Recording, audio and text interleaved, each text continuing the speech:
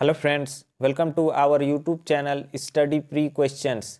Friends, हम 2022 का महत्वपूर्ण करंट अफेयर्स के लिए एक सीरीज लाए हैं जिसमें कि 2022 के जितने भी महत्वपूर्ण करंट अफेयर्स है उसको पार्ट बाय पार्ट कंप्लीट करेंगे। तो ये पहला पार्ट है, इसमें हम कुछ महत्वपूर्ण करंट अफेयर्स को देखेंगे और ये तब तक चलेगा जब तक 2022 का संपूर्ण जो है करंट अफेयर्स ख़त्म नहीं हो जाता। तो चलिए वीडियो को शुरू करते हैं और देखते हैं कि पहला प्रश्न क्या है। तो पहला प्रश्न है, हाल ही में किन्हें बाल साहित्य पुरस्कार 2021 के लिए चुना गया है।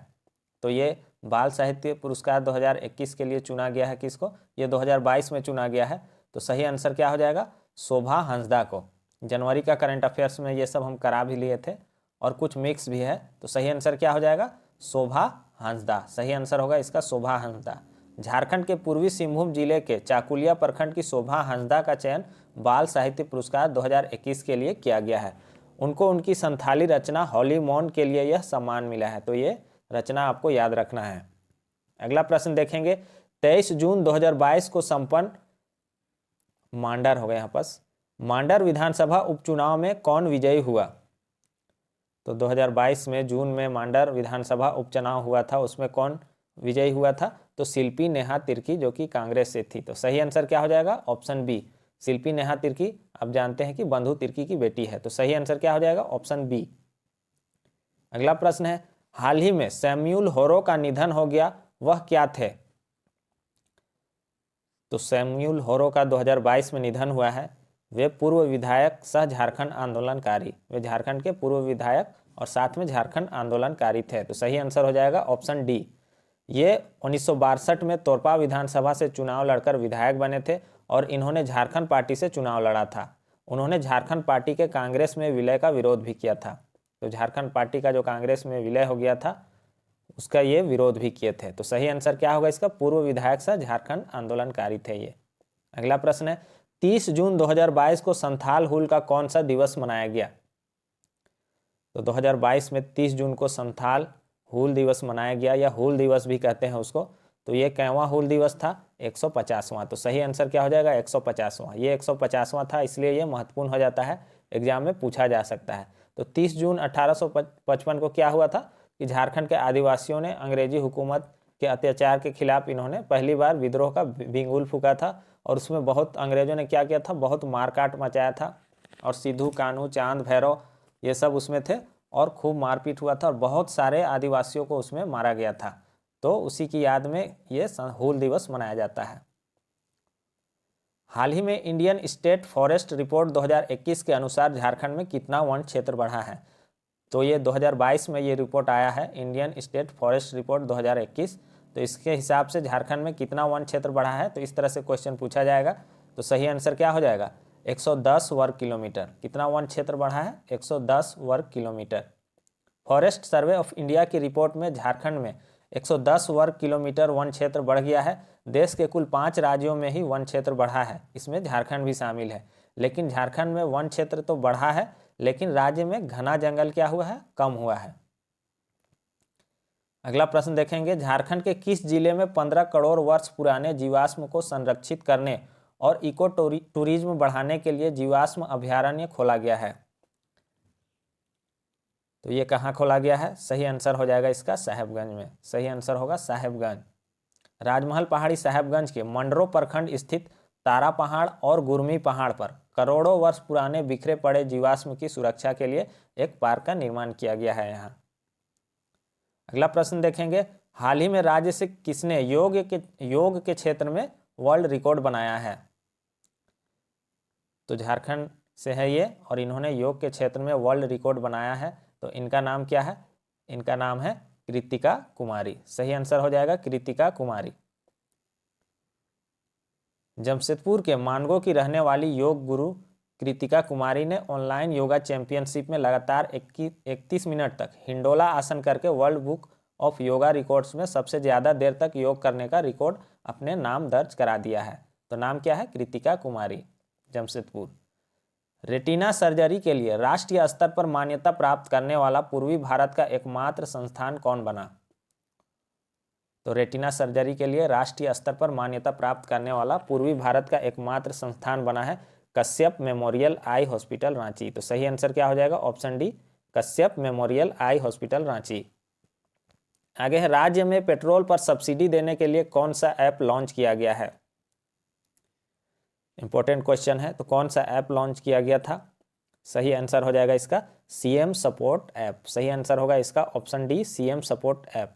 मुख्यमंत्री हेमंत सोरेन ने राष्ट्रीय खाद्य सुरक्षा योजना या फिर झारखंड राज्य खाद्य सुरक्षा योजना से आच्छादित गरीबों को उनके 2 पहिया वाहन के लिए पेट्रोल सब्सिडी योजना के तहत निबंधन हेतु सीएम सपोर्ट ऐप लॉन्च किया है। झारखंड को मलेरिया उन्मूलन के राष्ट्रव्यापी सर्वेक्षण में कौन सा स्थान प्राप्त हुआ है? तो मलेरिया उन्मूलन के राष्ट्रव्यापी सर्वेक्षण में झारखंड को कौन सा स्थान प्राप्त हुआ है? तो ये तीसरा स्थान प्राप्त हुआ है। सही आंसर होगा ऑप्शन बी।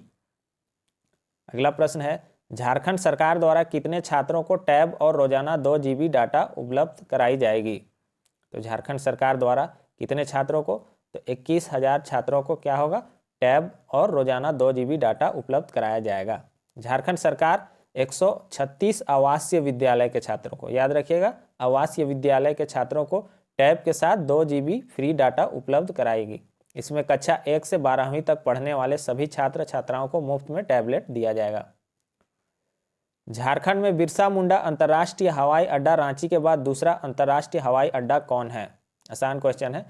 तो झारखंड में एकमात्र अंतर्राष्ट्रीय हवाई अड्डा था बिरसा मुंडा हवाई अड्डा, जिसका स्थापना 1941 ईस्वी में हुआ था। उसके बाद दूसरा अंतर्राष्ट्रीय हवाई अड्डा जो इसी साल उसका उद्घाटन हुआ, ये कौन सा है? तो देवघर में है, देवघर अंतर्राष्ट्रीय हवाई अड्डा। ये बहुत चर्चा में था और बहुत आसान है, ये आपको जानना है।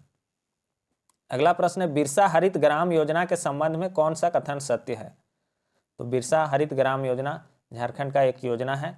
तो बिरसा हरित ग्राम योजना झारखंड सरकार की किसानों को आत्मनिर्भर बनाने की योजना है। इस योजना के तहत राज्य के प्रति जमीन पर प्रति जमीन पर 2000 एकड़ में आम अमरूद के साथ मिश्रित फल की बागवानी का लक्ष्य रखा गया है। इसके तहत राज्य भर में 5 करोड़ पौधे लगाए जाएंगे। उपर्युक्त सभी कथन सत्य है। तो सही आंसर क्या हो जाएगा? उपर्युक्त सभी कथन सत्य है। झारखंड के किन महिला खिलाड़ियों का चयन इंग्लैंड के बर्मिंघम में होने वाले राष्ट्रमंडल खेलों हेतु भारतीय महिला हॉकी टीम में किया गया है? तो झारखंड महिला खिलाड़ी हैं ये, इनका चयन इंग्लैंड के बर्मिंघम में होने वाले राष्ट्रमंडल खेलों के लिए किया गया था। तो ये कौन कौन थे? निक्की प्रधान, सलीमा टेटे और संगीता कुमारी। उपर्युक्त सभी। तो क्वेश्चन पूछेगा संगीता कुमारी का संबंध किस खेल से है? आपको याद रखना होगा, तो हॉकी से है। सलीमा टेटे, निक्की प्रधान, इन्होंने ओलंपिक में भी भाग लिया था।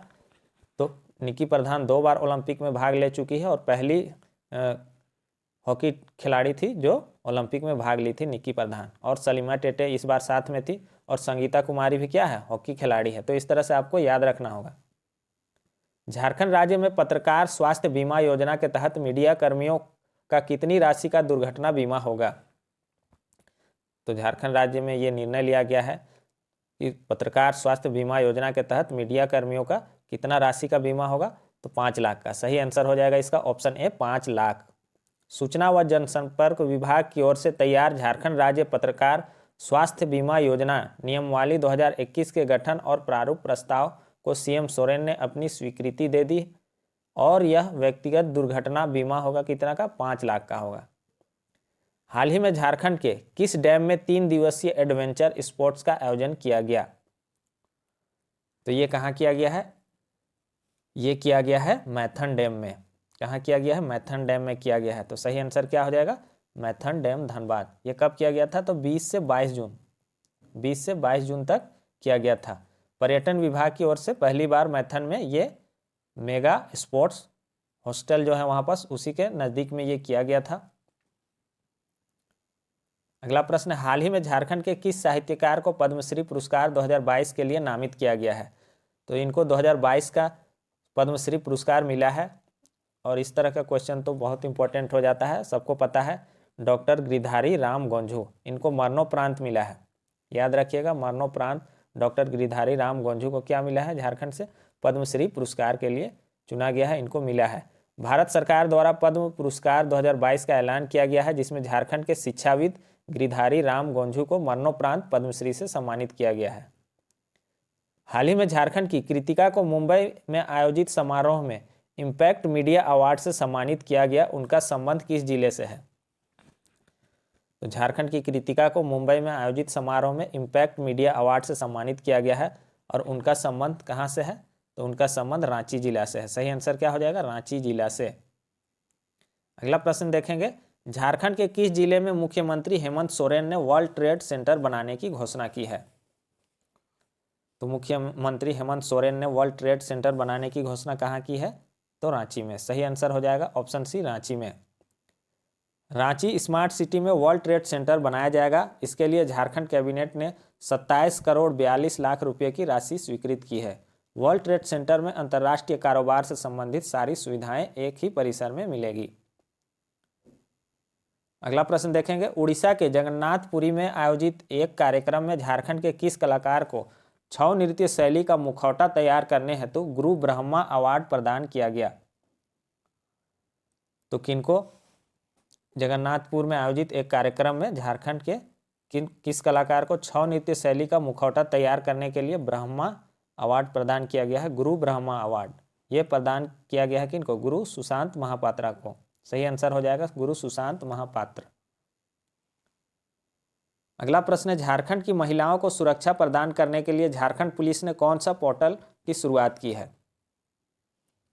तो झारखंड की महिलाओं को सुरक्षा प्रदान करने के लिए झारखंड पुलिस ने कौन सा पोर्टल शुरू किया है? तो मेक माई सिटी सेफ। सही आंसर हो जाएगा मेक माई सिटी सेफ। महिलाओं की सुरक्षा को लेकर झारखंड पुलिस ने एक और नई पहल make my city safe app की शुरुआत की है। इसके तहत कोई भी महिला झारखंड पुलिस की वेबसाइट पर जानकारी देती है तो पुलिस उस पर त्वरित कार्रवाई करेगी। अगला प्रश्न है, हाल ही में झारखंड के किस स्थान से मध्यकालीन चतुष्कोणीय कुआं मिला है? तो कुआं ज्यादातर क्या मिलता है? गोलाकार मिलता है, लेकिन झारखंड में कहाँ पास एक चतुष्कोणीय कुआं मिला है?